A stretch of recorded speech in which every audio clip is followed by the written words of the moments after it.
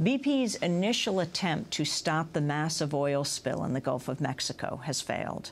Over the weekend, the company placed a giant 4-story containment box over the spill, but the box kept getting clogged with ice crystals. An estimated 3.5 million gallons of oil have spilled since April 20th.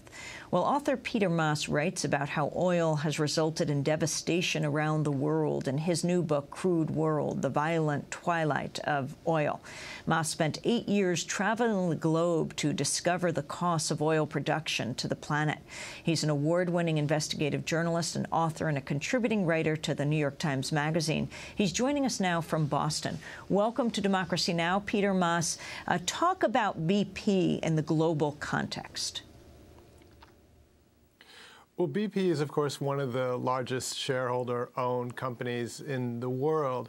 And it's had actually, even though its slogan it tried to re-engineer into meaning beyond petroleum, it's actually had one of the more checkered in recent history records, particularly on the environment. There was a very large explosion at one of its refineries in Texas City about a couple of years ago. It also has spilled a fair amount of oil in Alaska. And so even though it's tried to foment this image of being the greenest of oil companies, actually it's had a significantly more difficult, troubled career in terms of environmental problems than some of the other companies that we know even as well or better, such as Exxon and Chevron. And what about this latest attempt to cap the explosion, the leak that has failed on the part of BP? Well, this is somewhat a reflection of the new territory, quite literally, that BP and other oil companies are in these days, because the kind of era of what's called easy oil, that is oil that's close to the surface, that's on the ground rather than under the water, that era is pretty much over. And so all these oil companies, particularly the Western shareholder ones that don't kind of own reserves themselves because they're not state-owned companies, they don't have kind of, natural territory that is theirs, they have to go into places that they didn't used to go into. They have to go far offshore. They have to go often to far reaches of Siberia or the Sakhalin Peninsula or whatever. They have to go very deep, very far into new areas using new technologies that really haven't kind of been proven, because these are the first times that they've been used. And so when you have a big accident, you're basically dealing with it for the first time in an incredibly challenging environment out there in the Gulf of Mexico at a depth of 5,000 feet. So each time you have an accident, you have to try a solution for the first time. And so in this case, for example, the solution isn't working. They're going to keep trying to work on it.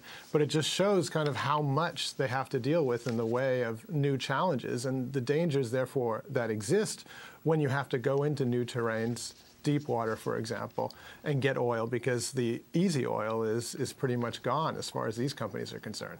When President Obama announced the giving out of permits for offshore oil drilling, where he got a tremendous amount of criticism from environmentalists and others who live along the coast where this drilling would take place, he said that new technology, prevents the kind of spills that, we saw a few weeks after he made this announcement. Now the Center for Biological Diversity reports that the Obama administration is continuing to exempt new offshore drilling operations from environmental review despite the Gulf disaster. Since the disaster began on April 20th, the Department of Interior's Minerals Management Service has approved 27 new offshore drilling permits. All but one of the projects were granted the same environmental review exemption used to approve BP drilling. Your response, Peter Maass? Well, this in a way isn't too surprising, because in so many areas when oil extraction is concerned, the Obama administration really is not much different from the Bush administration, which wasn't that much different from the administrations that preceded it, because the first priority is to get oil, to get control of it, to have it at reasonable prices.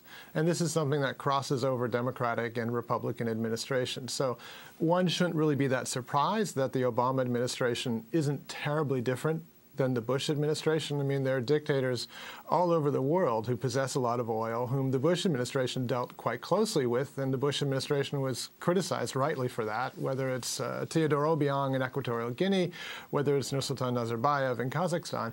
But you have a new administration and you have different rhetoric, but you have actually the same policies in place. So, the lack of a clear break between the Obama administration and the Bush administration, though there are improvements, isn't terribly surprising, because when you kind of get down to it, American consumers do want to have their gasoline. They want to have their gasoline at the cheapest price possible.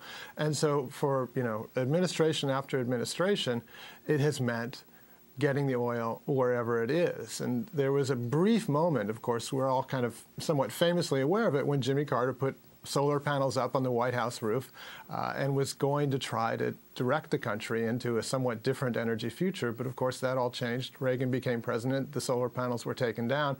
And 30 years later, we find ourselves at this position where we still, when I say we, I mean American consumers still want their gasoline, still want their cars, and aren't ready to make the investments that are necessary, the changes that are necessary. And so in some ways, the Obama administration certainly isn't leading us to a new direction, but neither are they really being encouraged to lead us in a new direction by kind of a large population in America.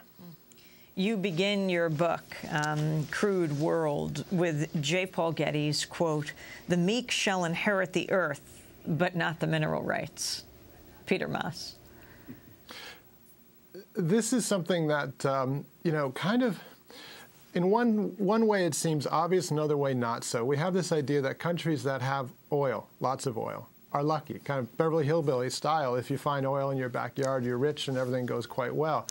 The reason I put that quote at the beginning of my book is because what happens, or what tends to happen in most countries that have a lot of oil, is that they don't become rich because of it. Some people become rich, but not the population at large. They don't tend to become more democratic as a result of it. In fact, they tend to become more authoritarian as a result of it. And they also tend to suffer environmentally as a result of it. The United States, as we're seeing now in the Gulf of Mexico, is having a new experience with the environmental costs of extraction. So the kind of bottom line here is that the people who should benefit from oil, for example, in the Niger Delta in Nigeria, which is where most of Nigeria's oil is located and where I went for this book, the people who actually live atop the oil, who should be the ones to benefit most directly, actually are the ones who suffer the most, because there's an environmental disaster in the Niger Delta which kind of dwarfs what Louisiana is now facing. They're also kind of facing deprivation of political rights in the Niger Delta. There's a war going on in the Niger Delta over who controls the oil itself. And so the upshot is that rather than becoming richer, individuals tend to become poorer in these countries. When I say individuals, I guess specifically referring to those who don't usually have access to political power. We're going to break, then come back to this discussion. Also hear about a court case involving Chevron and a documentary filmmaker. Chevron has just won the right to take the outtakes of his film. Peter Maass, we want you to stay with us and also weigh in on this. Peter Maass is an award-winning investigative journalist and author. His latest book is called Crude World, The Violent Twilight of Oil. This is Democracy Now! Back in a minute.